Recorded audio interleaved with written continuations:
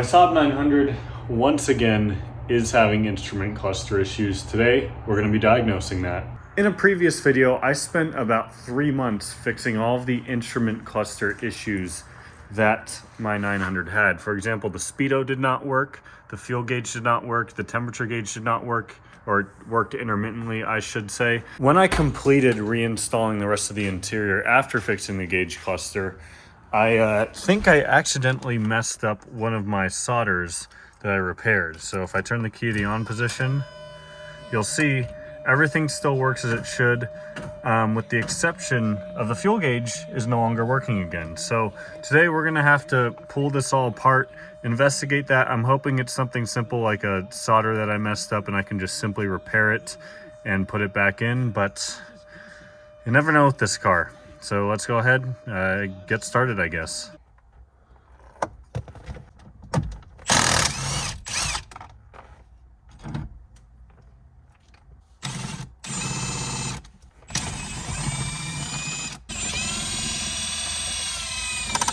Just realized I wasn't recording for this.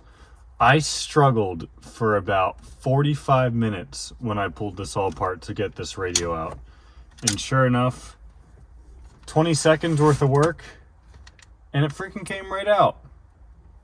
Awesome. I was kind of dreading doing this because I figured it might give me a problem again. That's awesome news. Now we have to do all of the fun stuff of popping out all these buttons and labeling them, and yeah. I'm gonna disconnect the battery real quick though. Nice thing about doing this though is they all still have labels on them in Sharpie, both the harness and the actual part. I numbered them all when I pulled this apart for the manual swap, so that at least helps, saves me from doing all this labeling again.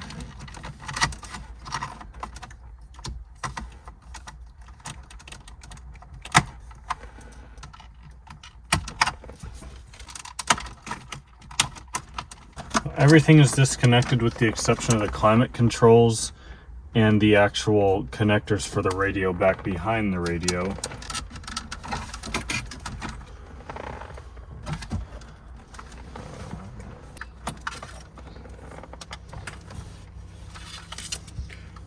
Alright, and there's our instrument panel fully removed. That took me about 3 or 4 times less than it did when I removed it the first time, so getting better at it.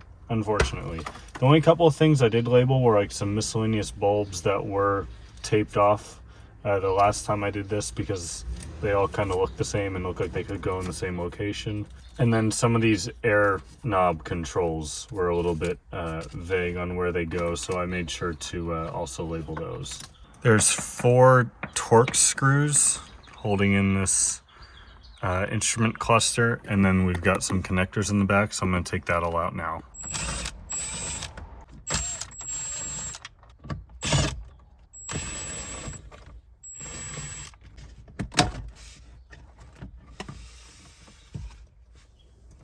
As soon as I got this pulled forward, I saw the problem. It was exactly what I was hoping it was.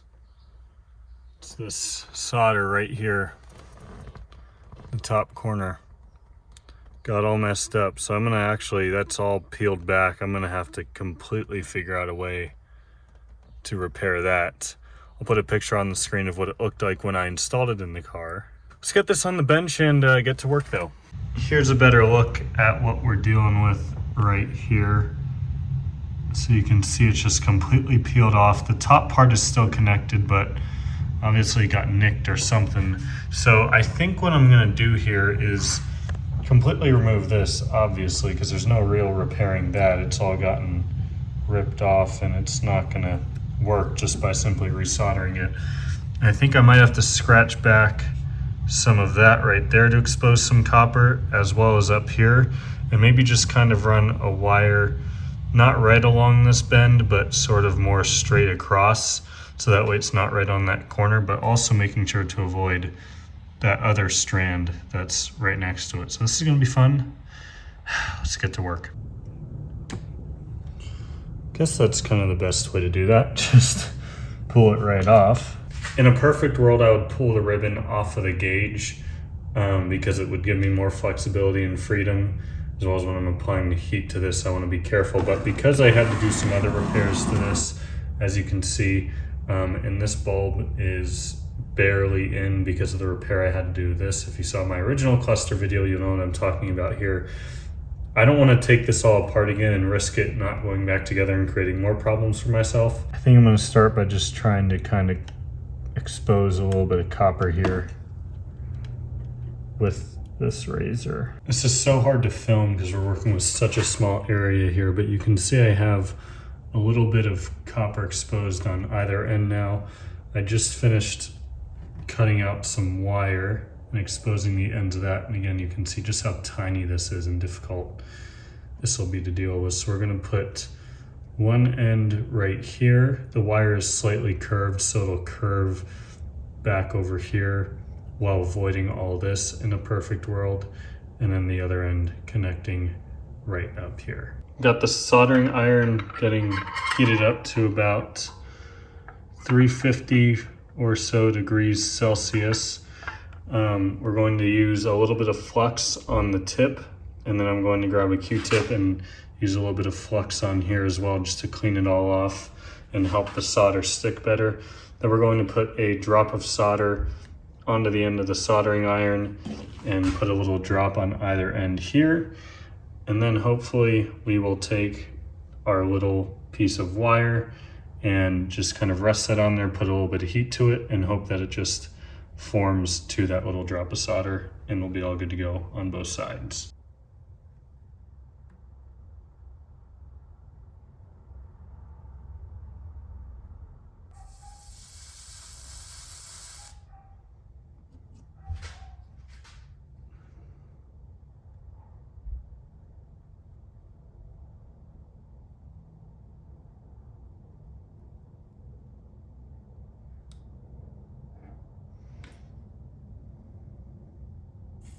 I had the camera zoomed in 6 times for this, and this is sort of where I get a little bit nervous doing this sort of stuff, just because of how exact I have to be when I'm putting this on here. I mean, there is very little margin for error, and for the most part I did it surprisingly well when I did the first repair, so I'm hoping that we can have more of the same here.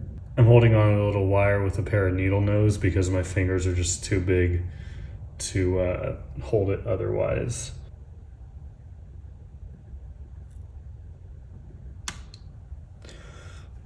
So there, that's melted on there. Not exactly perfect, but hopefully well enough to get us our connection we need. See if we can do this side now, which might be a little bit tougher. What I think I might do now is put a little bit more solder on top of it because it's like barely hanging on, and I don't really like that. If I come in here a little bit closer, hopefully you guys can see. So that top one is just barely hanging on by a thread. The bottom one it's on there decently well.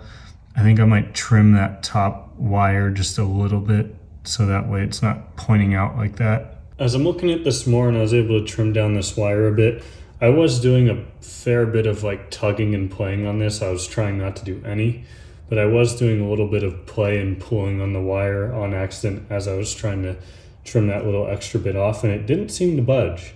So that kind of makes me think maybe just leave it as is before something bad happens. So to confirm that I have not broken anything else and that my repair actually worked, we're going to pull out the multimeter and test it. In order to test this, we need to pop this plastic clip off here so we have access to the exposed copper, and we essentially need to follow this trace around and see where it goes. So you can see it is the top one here, goes the whole way around, and it is the first connection right up here. We follow that around, it comes down around the outside and goes straight down into this first copper piece right here. So with my multimeter in hand, let's see if this works. We should get a beep if I fix this. So we'll put one end on this copper, the other on this. That is a good sign. Last step before I reinstall this in the car is to put this special tape on here. This is some electrical tape. I'll put a link where I got it on Amazon on the screen right here so you can see. It's specifically made for this kind of stuff. It's really sticky tape, but it's also got some flex in it just to kind of help protect this repair, because I think at the first little nick, it's going to get messed up again. So I got to be really careful with this, and I think that's regardless of how I repair this. It's just because of where it's at on the ribbon. But let's go ahead and put a little bit of tape on here. I do kind of fear that this tape, if not applied properly, might mess this up. We're going to be as careful as we can here.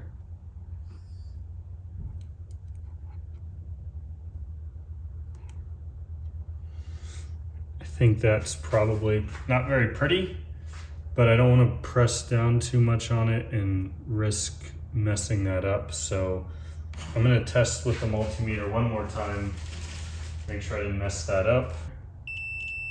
Beautiful. All right, let's throw it back in the car.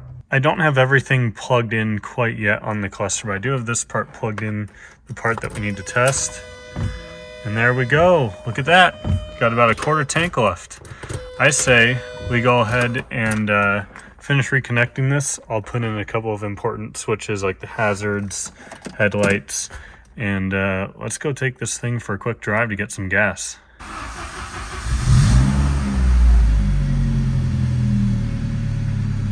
So the headlights wouldn't turn on without having the headlight switch plugged in, and I couldn't get the headlight switch pulled out of the instrument panel, so we went ahead, reinstalled the whole instrument panel. When I say reinstalled, I mean just pulled the steering wheel back out, kind of pushed it in a little bit so it won't fall back out, and then connected the headlight. Man, I can't wait to hopefully start driving this car on a normal basis now with these issues solved. Curious to see how much gas this thing is going to take, since it does have about a quarter tank left. Perfect little rest for the gas cap there. This is actually the first time I've really filled this car up. I am going to put premium in. I was reading online and consulting some forums on what the recommended fuel grade is for these, and seeing people say 87's fine, 91's fine. Seems like they're not really too picky. I'm going to put 91 in it and just hope that she treats me well as a result. Kind of just some well-wishing, I suppose. But this is actually the first time I've filled up this car. The only other time I took it to the gas station was a gas station right across the street there, and it actually broke down on me. I lost coolant everywhere because the hose popped off. And that was before I fixed my fuel gauge, so I didn't know how much gas I had in the car. So I was just trying to make sure it was filled up and that I wasn't going to run out of gas. So this is actually the first full fill up in owning this car for 8.5-9 months now, which is just absolutely crazy. And for those wondering, total tally was 10.6 gallons, just under $40. Thankfully, gas has gone down substantially in cost in the last few months. Let's get this thing back home. This car is not fast, but it does make fun noises, and it does put you back in your seat at least a little bit.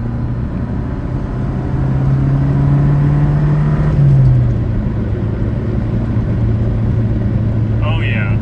On a cool winter night like this, I don't care too much about AC, things like that, and the car actually does feel kind of quick. I'm sure watching the video back, I'm gonna be like, man, that thing is super, super slow, but it actually does put you back in your seat a little bit.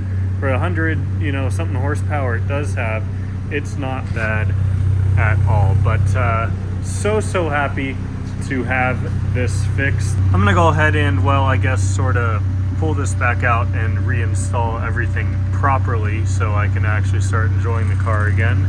Thank you guys all so much for watching. Hopefully this will be the last gauge cluster video I ever film with this car. See y'all next time.